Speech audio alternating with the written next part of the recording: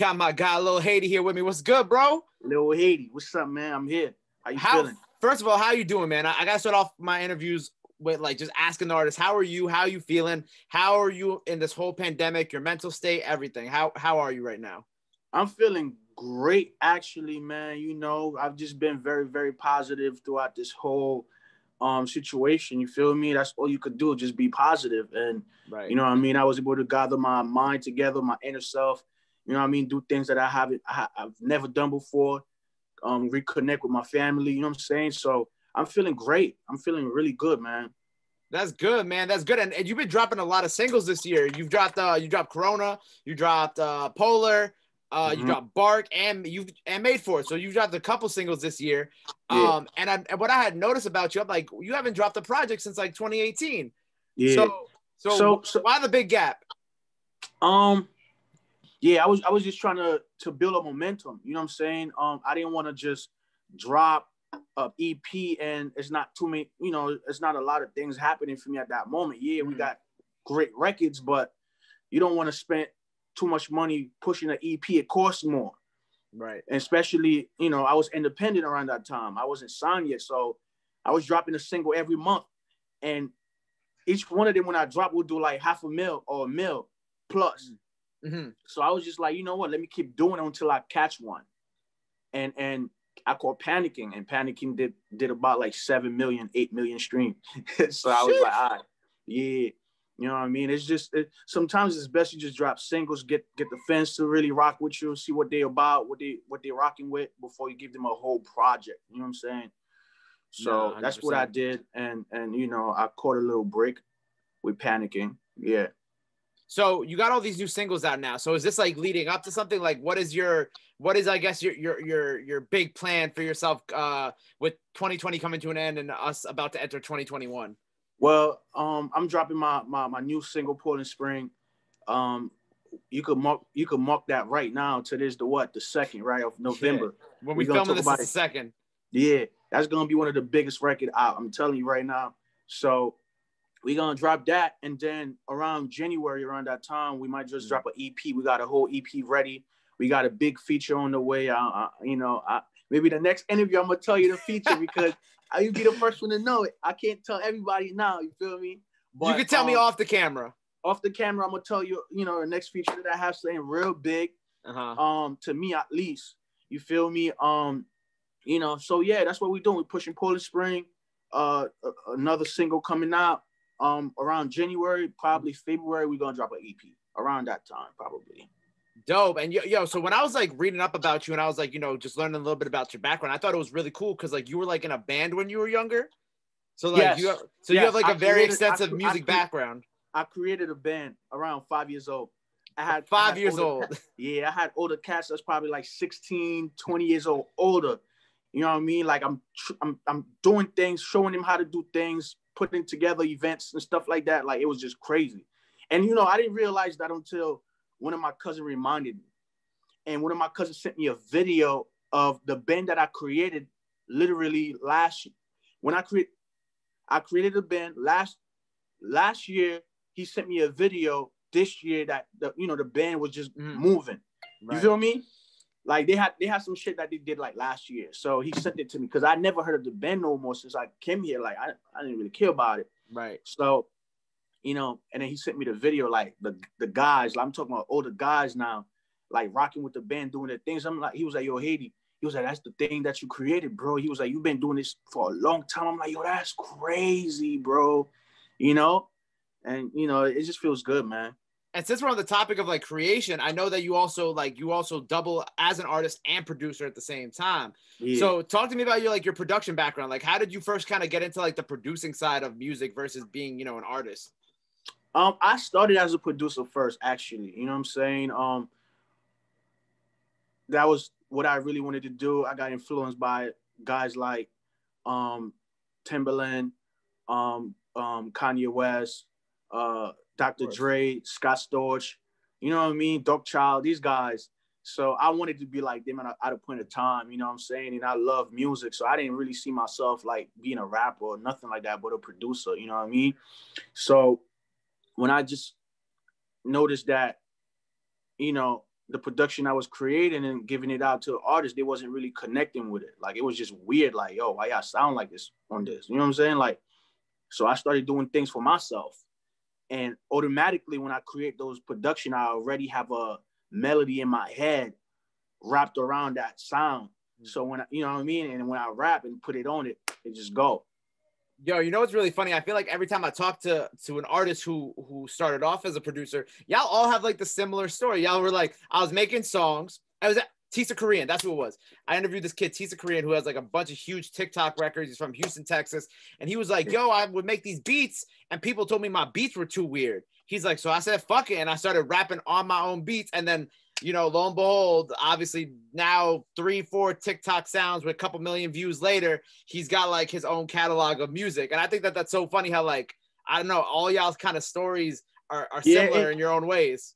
It always happened like that, man, because, you know, when you create a craft, you want people to kind of gravitate to it. You want people to connect with it. And when you, when it does not happen, it's like, yo, should I get on and do this thing then? You know what I mean? So that's what I'm like, yo, I'm gonna get on, I'm gonna do it. And then I did it, man. And I was getting some, you know, I was getting some great critics and I was getting some great feedbacks. And I just took everything in because I was ready. I signed up for that. I was ready. I was like, you know what? Anything that they tell me, I'll just take it in. Just keep going, keep going. And I always knew that I'm gonna get one. And I caught a few, man. Yeah. That's dope. That's dope. Yo, so I was also on your gram earlier, man, and I got to pull up the exact quote because I thought it was funny. And I was like, oh, we got to talk about this. You were saying how people in New York, hold on, I'm going to get the exact quote right now. You said they tried so hard to keep me out these conversations only because they can't eat with me. New York is full of bozos, big Zo shit. So wait, so why? So what? So talk to me. What's the problem, man? What you been going through?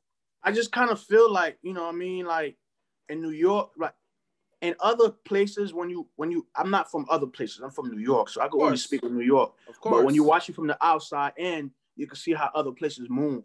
And I'm pretty sure some of them go through the same thing, right? Mm-hmm. We all go through the same thing. I just kind of feel like in New York, when one artist is blowing, when 2 or 3 artists is blowing up, or 2 artists is blowing up, one of them is catching fuel. They pay attention to one and acting like the other one is not moving. You get what I'm saying? Like, okay. And I've watched it happen several times. It's like, yo, bro, it's a lot of us booming. Mm-hmm. If Haiti is booming, don't just keep the attention on Haiti. You know what I mean? Like, Kush is booming right here too. Let's give Kush some attention too. You feel me? So I kind of feel like with me, with them, I feel like if you blowing up, they can't eat off of you. They're not gonna show love. You feel me? Or they're not gonna participate. Like, but at the end of the day, it's like we bringing lights to the city. You feel me? Like we bringing more people to rock with the music and giving other kids chances that I don't believe that they could get to that level too. You feel me? And not necessarily like it's everybody in New York that's like that, but I've watched, I literally watch it happen several times. Yo, and I think that's interesting that we bring up this conversation because, like, you know, I've had obviously this platform was primarily started for New York artists, and I've talked to a lot of New York artists, and to go based off what you're saying a little bit, they also kind of bring up about how when it comes to like new artists and just being in the New York hip hop scene in general, there's not a lot of love and support from the older generation of artists versus in like, think about, you know, we always use Atlanta as an example. Older artists in Atlanta, like let's say 2 Chainz for an example, because 2 Chainz got like mad artists under him, or Gucci, because Gucci got mad artists under him. They always are helping uplift the next kind of like generation of artists, you know, because Gucci got the collab tape with his label and all his artists. 2 Chainz got the collab tape with his label and all of his artists. So I think that brings up the bigger conversation in New York, how like we don't really have or do anything like that. It's just we don't support each other. I think we are very selfish. Not a lot of us. You know, I'm a Zo. You know what I mean? I'm not from New York. I'm from Haiti, but I reside in New York my whole life, Brooklyn, New York. But I'm a different breed from a lot of these guys. We was raised different. We moved different. You know, I used to always say to myself, like, if I ever when I ever blow up or become one of the biggest thing in the city at that moment, I want to give those guys opportunities. The ones that's coming up, the one that got, you know what I mean? There's a lot of them that's coming up that got a few, but that got some type of heat. But because we're not giving them the attention because we're so focused on such and such because they here. We forgot about that guy. Right. You get what I'm saying? And right. it's whack. It's corny as hell. Like, you know, I don't want to bring no names, but you get what I'm saying. You right, feel right, me? right. I wanna be the first artist to like, yo, I put a tour together in my city. I want to pick a bunch of them. Unfortunately, we can't do that right now. Guys, yeah, I know a lot of these guys, they are tied to a lot of bad situation that allowed them not to get to a certain level when it comes to music, going different places and stuff like that. I get it. But I want to change that around a little bit where I'm hot, but Lil Georgia right here's hot too, or he got some, you know, he got something going on this side. Let's put him with me. Let's do something with them.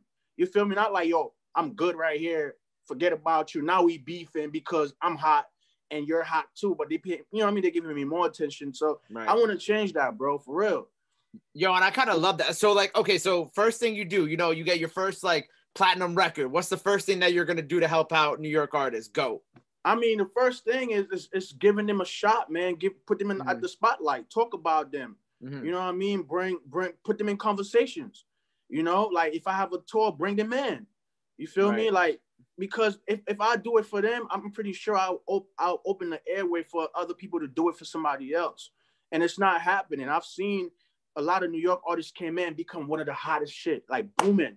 And there's another artist down in the BX or in Queens or down there that's booming, but you know, he's doing good, but he's not getting the attention. So they kind of like forgot about it because this guy right here is going crazy.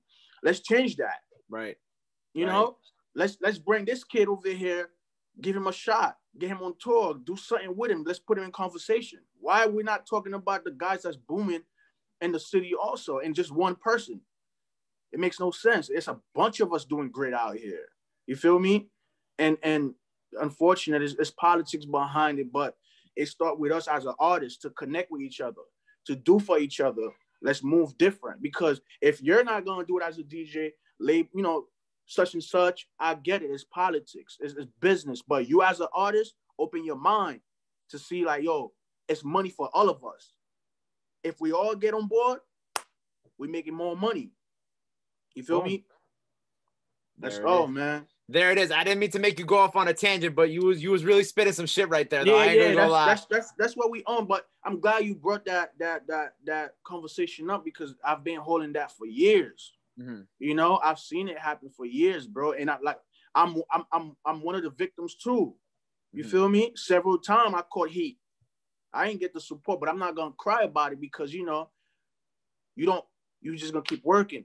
And when your time is on, you're gonna level up. Just keep doing. As you can see, like I've caught a few viral moments, right? But it's not because of support that I have in my city, though. It was just outside of my city, people that was showing me love.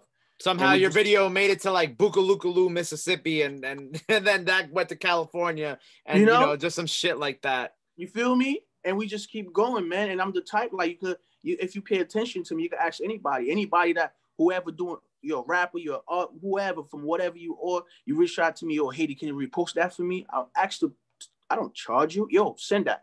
I got you. All love. That's just how, like I said, I'm different from those guys out here in New York. I'm a Zoe. So you know, I'm not expecting these guys to be like me. But we could change the narrative by doing something different from what they do and try to get them to hop on. Wow, there you go, man. Yeah. Hey, I feel like a lot of people could learn from what you was just saying right there. And this kind of leads into my next thing. So what I do with New York artists, right? If you could work with, we're going to do 2 New York artists, right? Let's do one from 2010 and to the past and one from 2010 to present. If you could pick 2 New York artists, one from the past, one from the present to work with on a record, who would you pick? New York artists, I don't really like listen to New York artists. Okay. I'm from New York, like I said, and not no disrespect. I love New York. I've been here all my life. But I'll say Mano. Mano, okay. Mano. The only reason why I pick Mano at all time because Mano, he was the first artist out here in New York to give me a feature. Like, yo, Haiti, I got you. And I'm forever thankful for that. I'm forever going to talk about it because he was real enough. He was an OG enough to see Lil Haiti doing good. Like, oh, Haiti, I fuck with you. Let me rock with you. You know, I got you. And he didn't even charge me a dime. And you know what? I feel like Mano, I do see Mano doing that a lot. Yeah. I will say that I do see Mano doing that a lot. So let me not say it's all of like that generation of New York rappers that don't really do too much with the younger people. Well, it's starting to be more prevalent now, but I have always seen Mano, sorry. I was thinking Wayno from Asylum. Mano do records with newer artists that are buzzing. He shows love. That's what real OG does, bro. That's real gangsters. That's real gangster. You feel me? That's gangster to see like a young cat coming up. Let me hop on and help however I can. And that's what he does. You know what I mean? A lot of cats out here don't do that, man. Like for real. But it'll be Mano. After that, that's it, bro. That's it. That's it. Yeah. Just Mano. That's it. I'm only going. Like I said, I want to change the narrative, right? Where I'll bring other artists to do things to get it better. So it starts with me. Bring them to the table. Yeah, bring them to the table, but it starts with me. So I don't want this conversation to be an emotional type of conversation where when I say that's it, I only say that's it because that's the person that actually recognized me. Right. You get what I'm saying? You just showing love back to them. Yeah, I'm just showing love back to him. You know, now am I hot yet? I'm not for me to be like, yo, I want to bring this person to do things with them to get them to a different level because the people that I'll be picking right now actually people that's hot. So it's like, you know what? You wouldn't pick me at that point. Like, I'm not even going to bring that conversation up. So I'm just going to stick with Mano because Mano's always been supportive. Right. Now, if I become one of the hot things in the city, let's bring that conversation back. And we're going to have a bunch of lineup like, yo, I want this kid, this guy, straight up.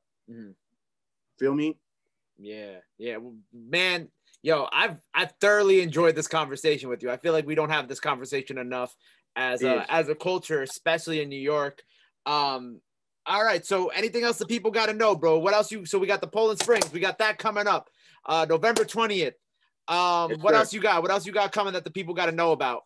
Yo, man, listen, man. You know, I'll be one of the hottest artists out of Brooklyn, New York. We're about to open doors. Manifest it. Yes, sir. We about to open doors for all artists out here that's grinding from the bottom. You know what I mean? Keep positive, stay up. Hey, everybody might not see you, but some people see you though. Just keep positive, keep working. You feel me? And we're gonna change all that, man. It starts with us. That's right. And one of my mentors always would tell me that, and to go off what you said, where people will see you, somebody's always watching. Yes, sir. And that's a fact. And I used to think like, damn, Haiti, people's not watching you. Then people will reach out to me like, yo, man, your music's so fire. I'm like, okay. You know what I mean? Yo, how did you find my music? Yo, I found you on Spotify, booming. And somebody else would hit me up, bro, you changed my life. And I'm like, damn, that's crazy. You feel me? Stuff like that. Yo, bro, I was going to do this to myself. I heard your music. It lighted up my day. I'm like, oh, that's crazy. You feel me? So, you know, keep working. You know what I mean? You know, follow me at The Real Lil Haiti on Instagram, Spotify, Lil Haiti, YouTube, Lil Haiti. You know what I mean? And, yo, just keep working, man. That's all it is. You know what I mean? I just want to change the things for my city, man. I you know, this conversation, I never even had it with anybody. Since you from out here, it makes sense. You feel me? And, you know, shout out to Power 105. You know what I mean? Early on my career, y'all supported me, honestly. Really? No lie. DJ Will was the first DJ. Hey, my fucking guy. Yeah, Will always looking out. DJ Will was the first DJ to play my music on Power 105, which was Hit the Wave when I was going viral. Straight up. Man. Will always looking out. Will's one of those people in New York who always who got his foot in like the people who hot. And then the people who are coming up that are hot. He always got his foot in both doors. Just to break the ice. I'm not, when I said New York is a bunch of bozos. If you're not a bozo, don't take it personal. Right? Right. I didn't call you a bozo. No, you did it. Has a bunch of bozos. If you're not a bozo, don't take it personal. If you're doing your job, we see you.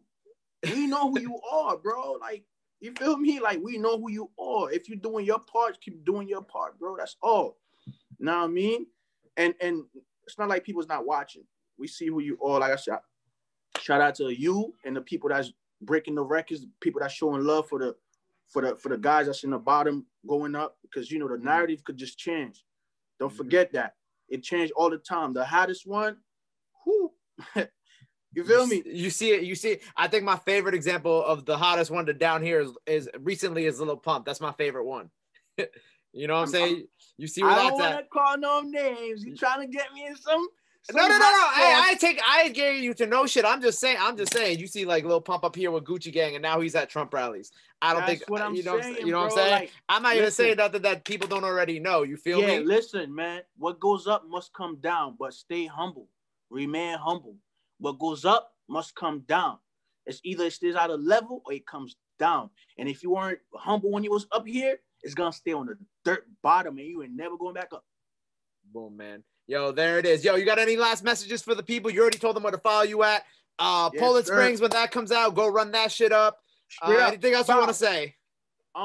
Hey, listen, man. You know, Lil Haiti, I'm for the people. I'm giving out money. I'm giving out food. Listen, man. Throughout the pandemic, I help a lot of people. So if you're watching this, if you have any type of issues going on in your life, as far as you can't pay your bills, you know, you struggling, your family it's just hard for you, man. Reach out to me. Myself and my team, we're gonna do whatever we can to help you out. That's what I've been doing throughout the whole pandemic, and we're just gonna continue to do it even when it's over. You feel me? We for the people. Like, it's only us. It's us, man. You know what I mean? Let's stick together. Whether if it's from music, whether if it's from, you know, trying to get things situated, we here to help. So however we could help, reach out to us, and we're gonna make it happen. Straight up. Boom, man. There it is. Lil Haiti on the radar, baby. Lil Haiti. Boom.